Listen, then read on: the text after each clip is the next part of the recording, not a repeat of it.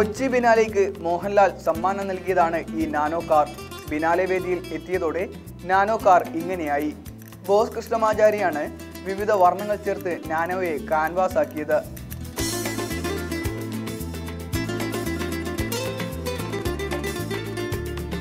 രാവിലെ ശിഷ്യന്മാരൊത്തു തുടങ്ങിയ ചിത്രരചന വൈകുന്നേരത്തോടെയാണ് അവസാനിച്ചത്.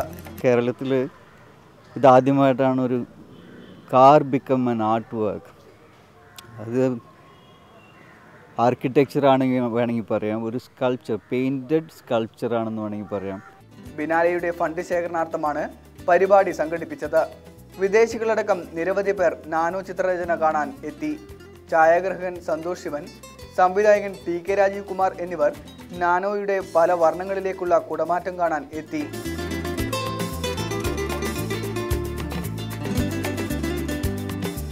India vision, Kochi.